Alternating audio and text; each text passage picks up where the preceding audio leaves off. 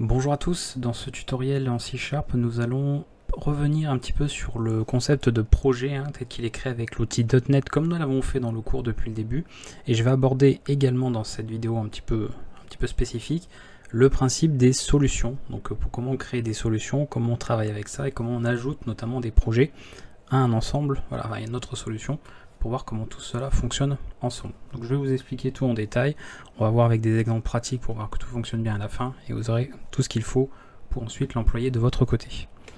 Alors je vais passer directement là, donc on va avoir notre petite interface ici.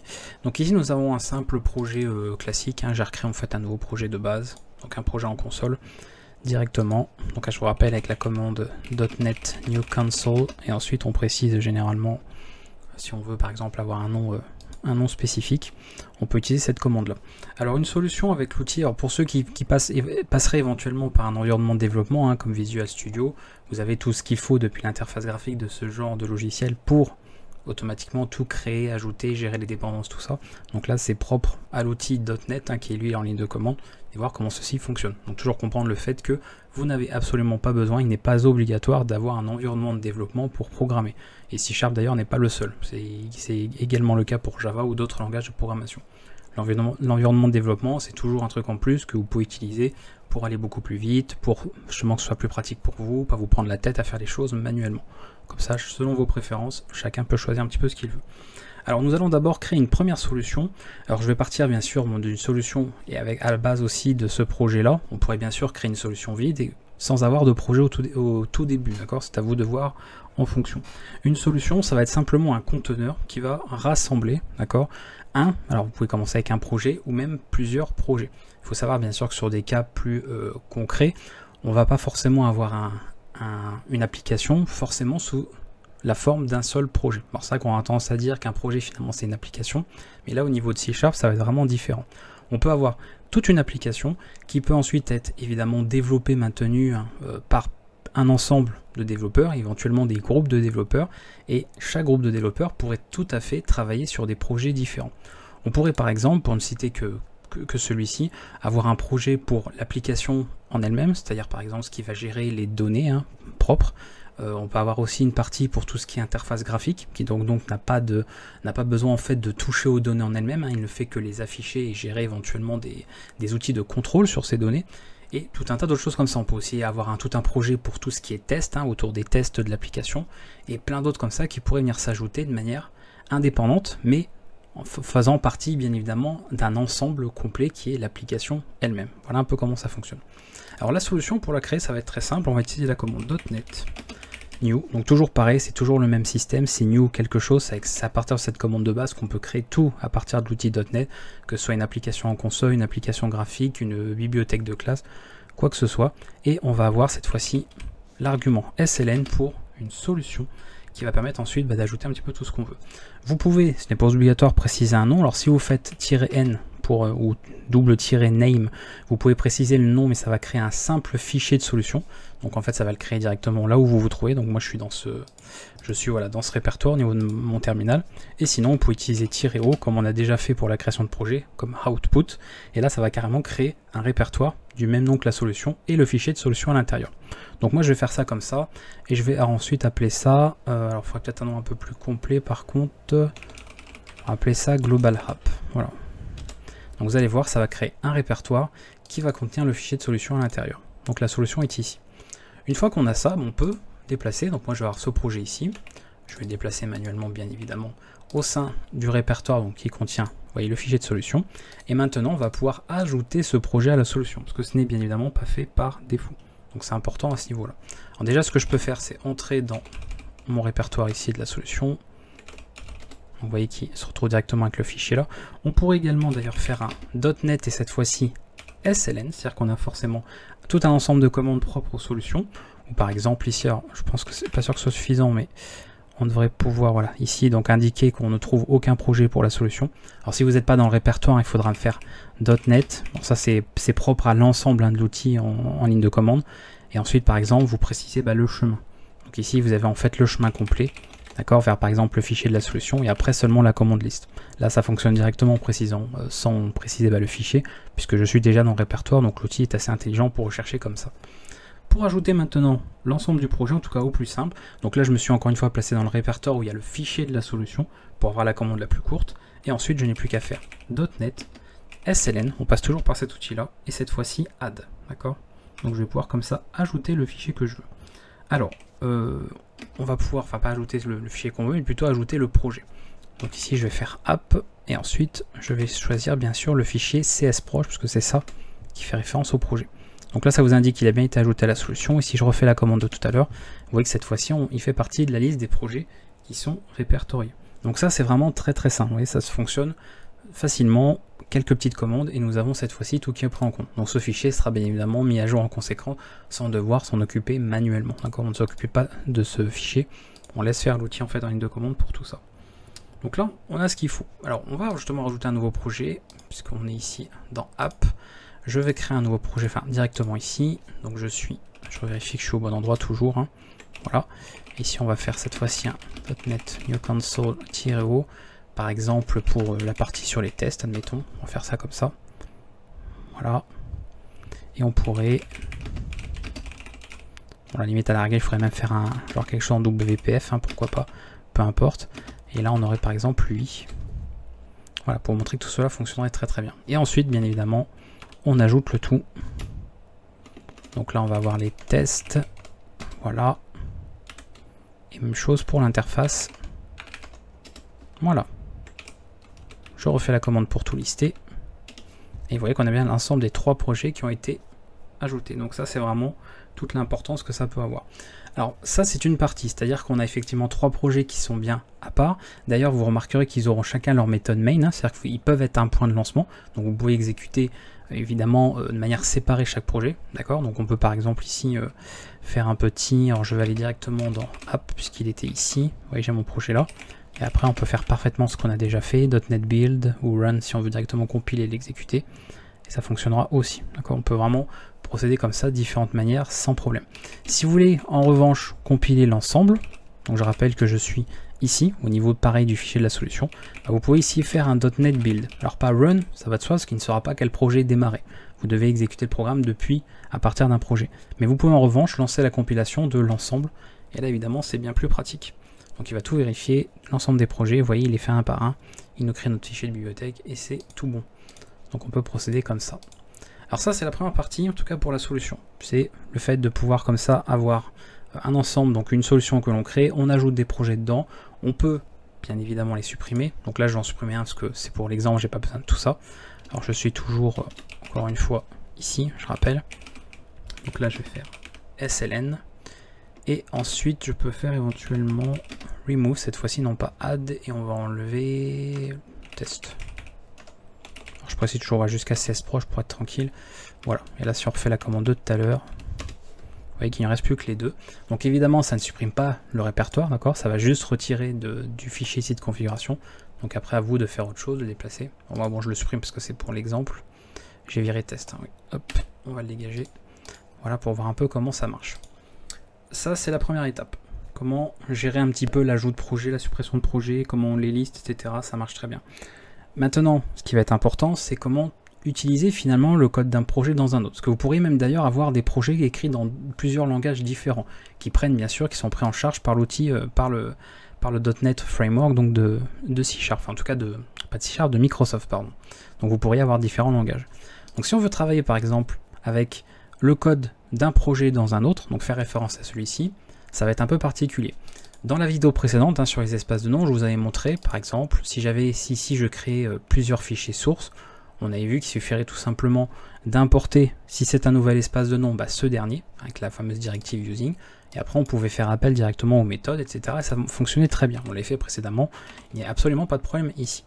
Alors là j'ai le programme CS qui est donc dans tout ça, d'accord, Global App ici, et admettons que je veuille, le problème c'est que j'ai fait une interface, ouais je vais avoir plein de choses, alors c'était pas une bonne idée de faire ça, mais c'est pas grave, on va l'enlever. On va surtout en faire un nouveau .NET New. Je vais appeler ça utils, et par contre je veux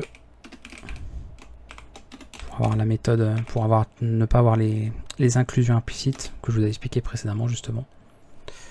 Voilà, ça dans Utils, on va indiquer qu'on utilise bien la version 6. Donc tout ça c'est rien de nouveau, hein, c'est que du rappel. Et on va ouvrir ce fichier là. Alors j'aurais pu l'ouvrir pareil, le dossier incomplet depuis mon éditeur de code, ou vous, votre environnement de développement, vous faites bien évidemment comme vous voulez. Mais encore une fois, je ne le fais pas pour gagner en largeur d'affichage sur la vidéo, hein, c'est tout. Donc nous avons ceci, et là par exemple, je voudrais pouvoir appeler, alors je veux faire même passer tout en public, il sera accessible de l'extérieur. Je préfère toujours moi personnellement que ce soit indiqué explicitement. Donc ça on peut le laisser, et par contre ce que je peux faire ici,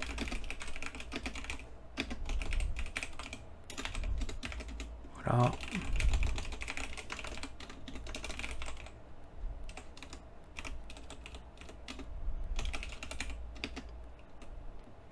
On va faire un test. Voilà, là, ça c'est bon. Par contre, je suis peut-être pas au bon endroit. Non, évidemment, je l'ai mis au mauvais endroit. C'est pas grave. Je voulais le mettre justement dans Utils.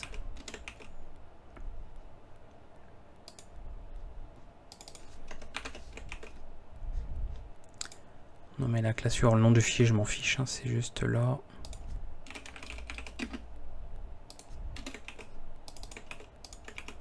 Encore une fois, vous sur un vrai projet, vous aurez bien sûr un nommage mieux hein, par rapport à ce que vous voulez. Donc on va faire ça. Voilà, et puis elle éventuellement, comme c'est pour le namespace app, on va l'appeler A. Et ça ira très bien. Donc voilà ce que nous avons. Donc ça depuis le premier projet, et ça le seul fichier source du second projet. Moi je veux pouvoir faire un appel de cette méthode dans mon projet numéro 1, dans le premier. Donc il va y avoir une dépendance à ajouter. D'accord ? Le projet ici va avoir une dépendance vis-à-vis de celui-ci. Il va avoir besoin de celui-là pour appeler cette méthode. Tout simplement parce que si je m'amuse à faire ça, on peut tester directement. Alors, je suis au bon endroit. Et qu'ici je fais un build, on va avoir des erreurs parce qu'il ne va évidemment pas retrouver ça, pas d'espace de nom.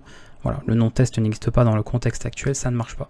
Si on tente un peu comme on le faisait la dernière fois, en ayant plusieurs fichiers d'un même espace de nom ou pas du même, là on voit bon, que ce n'est pas le même puisque lui c'est app et lui c'est utils.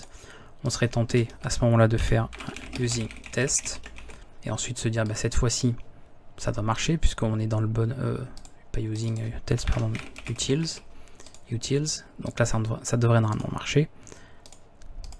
Et après pourquoi pas faire un U puisque c'est une méthode statique pour appeler test. Et là je retente et vous allez voir que on a toujours ce problème là puisqu'en fait le nom n'est pas trouvable. Donc il nous manque cette dépendance. Encore une fois par un environnement de développement, un outil graphique, on peut le faire en quelques clics. Ici avec l'outil en ligne de commande, il va falloir nous l'ajouter manuellement cette dépendance. Alors ça va être très simple, puisque ici je suis placé donc au bon endroit, et je vais mettre dans le projet où je veux ajouter la dépendance. Pareil, ça évite comme ça de préciser le chemin complet.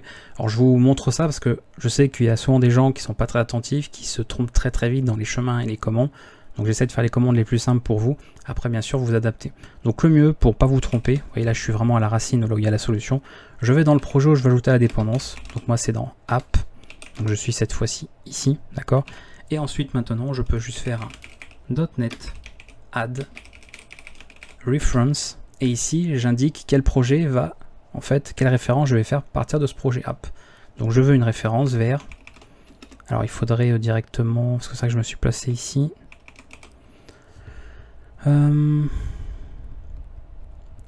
alors je crée directement depuis là, parce que le problème c'est que ça va faire un peu, c'est pas forcément l'idéal, mais bon ça marche, c'est juste qu'il faut revenir évidemment en arrière. Donc, je voulais faire le plus simple, mais c'est pas forcément le chemin le plus simple à écrire, mais c'est pas grave. De toute façon, ça revient au même. Et ça, vous êtes censé savoir, si vous connaissez votre système, comment gérer les chemins relatifs normalement. Donc là, nous avons tout. Normalement, d'ailleurs, on devrait pouvoir...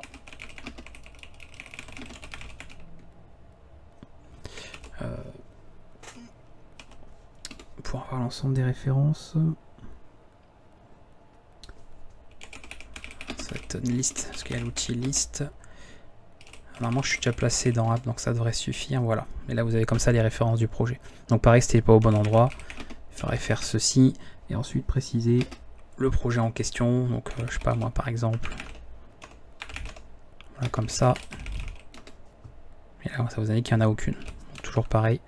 Tout dépend. Donc là, on a bien vérifié que pour le projet app, D'accord? Nous avons bien cette fois-ci une dépense qui est ajoutée, utils. Donc c'est l'espace de nom qui est ajouté, comme on l'avait fait précédemment dans l'autre vidéo. Et ensuite ici nous avons l'appel à la classe puisque nous allons faire appel à une méthode statique et l'appel à la méthode en question. Et normalement, si on a tout bien fait, je vais revenir cette fois-ci en arrière pour être à nouveau là où il y a la solution, plus pratique, et vous faites un .NET build. Et là on ne devrait plus avoir de problème. Maintenant que c'est bon, vous pouvez vous rendre dans ce projet et faire un .NET run pour voir un petit peu si nous avons bien l'appel qui est fait. Et là donc le hello world il est ici et nous avons ensuite effectivement le message de l'appel que nous avons là. À nouveau, bon, si on voulait bien sûr partir de l'autre côté, donc sur le projet, alors le problème c'est qu'on ne le verrait pas. On va faire plutôt comme ça, hello world de utils, hello world, pour qu'on puisse voir un peu ce qu'on a. Donc, je vais le lancer ici, voilà, et ensuite si je reviens là, je vais cette fois-ci dans, attends que je ne mélange pas, dans utils, voilà, .NET run, évidemment je peux exécuter ce projet là. Voilà, il y a plusieurs gens, encore une fois, plusieurs personnes qui pourraient travailler, chacun sur un projet ou plusieurs personnes sur différents projets, et pour autant tout est ensuite lié à une même solution avec différentes dépendances selon ce que vous voulez. Alors pareil, si admettons je veux appeler depuis, depuis ce projet-là, et du code d'un autre projet, pareil, on ajoute des dépendances mais à partir de ce projet. Ça fonctionne pareil, c'est juste que ça se fait dans un sens, dans l'autre, et vous voyez en fonction de ce dont vous avez besoin. Donc on peut faire ce genre de possibilités. Pour terminer, histoire de ne pas vous laisser seulement avec ça, ce qui peut être pas mal pratique aussi, c'est quand on a un ensemble, justement un ensemble de bibliothèques de classe et vous voulez les placer dans un même répertoire. C'est quelque chose qu'on peut faire assez régulièrement. Alors là, éventuellement, ce qu'on aurait fait pour quelque chose comme ça, alors encore une fois, sans que ce soit obligatoire, c'est de faire un petit répertoire SRC, où en fait on aurait l'ensemble des projets. Alors bien sûr, bon là, si je fais ça, tout va être cassé parce que les chemins sont plus bons, mais c'est pour vous montrer. Et ensuite, on aura un répertoire, par exemple, pour les bibliothèques. Alors ce qu'on peut faire, éventuellement, je vais tout dégager. Voilà, il n'y a plus rien du tout. Évidemment, il n'est pas content, c'est normal. Voilà. La solution, on va l'enlever. On va tout recommencer, en fait. Ici. Donc, je vais avoir SRC. Je vais me faire un répertoire, par exemple. Lib. Encore une fois, après, vous voyez. Ensuite, donc nous sommes ici. Là, je vais d'abord créer les projets. On va faire ça dans les projets SRC. Donc, new console O.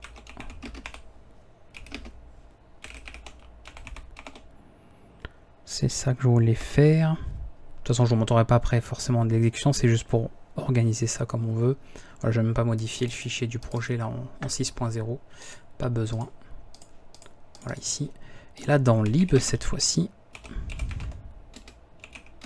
donc je rappelle, voilà, on est dans ce répertoire-là. Et bien, je vais créer deux bibliothèques de classe. Attention, un nom incroyable. Voilà, c'est très recherché. Et un deuxième. Donc on prépare manuellement en tout cas l'arborescence qu'on veut, hein, ça c'est important. Et ensuite on va les ajouter, enfin en tout cas quand on va faire une solution, et on va permettre de les avoir dans un répertoire précis. C'est-à-dire que tout en fait parte à partir de ce répertoire-là, ce qui sera plus pratique pour nous. Donc déjà ce qu'on va faire, on revient avant, vous voyez nous sommes ici, on va créer la solution. Cette fois-ci comme je l'ai fait dans le répertoire en question, j'utilise -n, je vais appeler ça Massol, voilà. Donc si vous voyez, hop, ça a créé le fichier directement là, donc src et ensuite lib avec les deux bibliothèques. Et après, on peut ajouter l'ensemble à tout ça. Donc là, ce que nous allons faire, .NET SLN, je vais ajouter ceci. Comme ça, on a tout. On va s'afficher au fur et à mesure pour en oublier la moitié. Donc là, vous voyez, on a ajouté ce projet-là. Et ensuite, on va pouvoir ajouter l'ensemble des autres projets que nous avons. Donc on va faire .NET SLN, toujours pareil. Dans la solution, on va ajouter le premier, c'était lib1. Voilà. On va l'ajouter comme ça.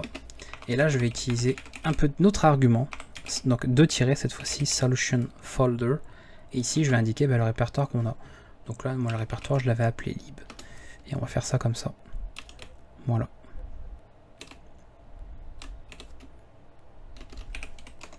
Donc lib2, alors pour ceux qui demanderaient comment ça s'auto-complète comme ça, c'est la touche tabulation, un petit rappel. Vous pouvez faire ça dans tous vos terminaux pour compléter automatiquement des chemins, que ce soit sur Windows, Linux, macOS et ainsi de suite.